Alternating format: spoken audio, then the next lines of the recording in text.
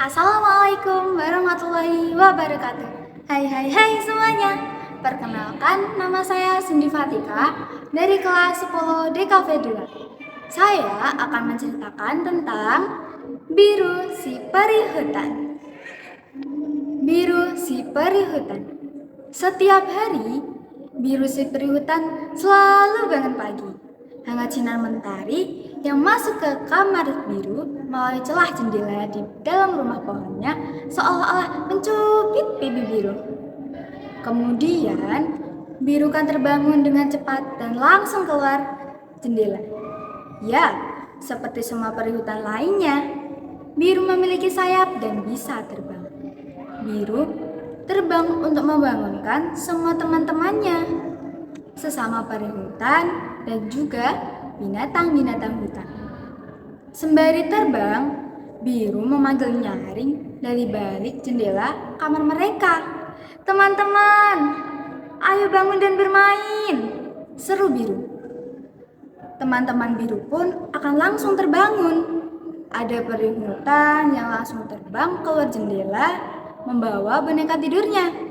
Ada juga yang terbang dalam posisi tidur, kepalanya masih lekat di bantal dan tubuhnya masih berselimut.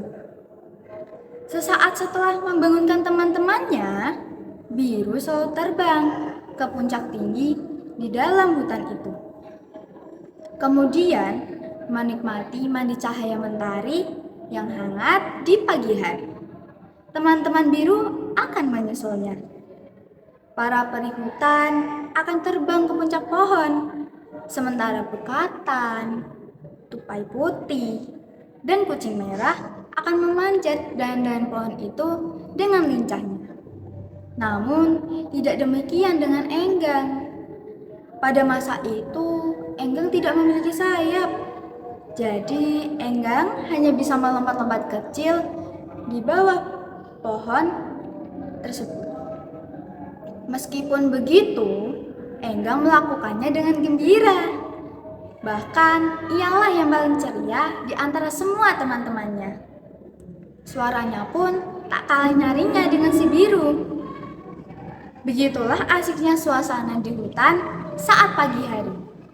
Namun, pada suatu hari, suasana pagi sangat berbeda. Matahari tidak terlihat, tertutup awan gelap.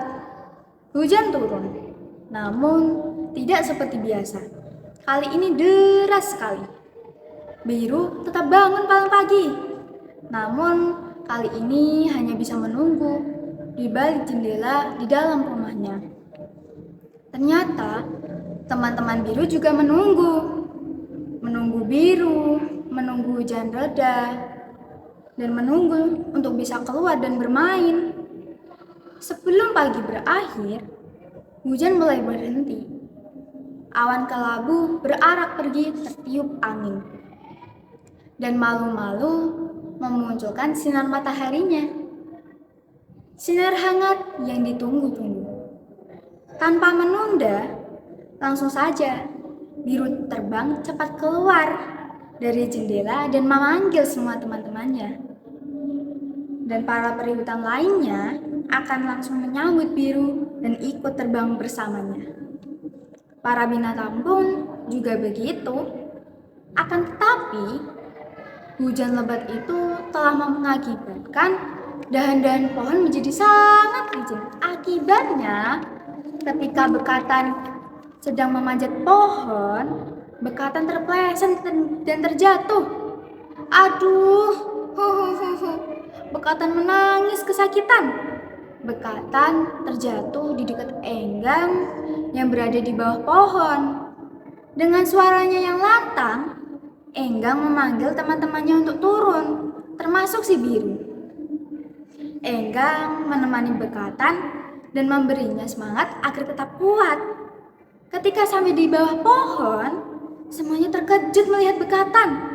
Bahu, kening, dan hidung bekatan terluka, membengkak dan memerah, terantuk-antuk dahan besar yang saat terjatuh tadi. Biru merasa sangat sedih ketika melihat keadaan bekatan sahabatnya. Air matanya menetes. Perlahan, biru mendekati bekatan. Biru memeluk bekatan dengan sepenuh hati.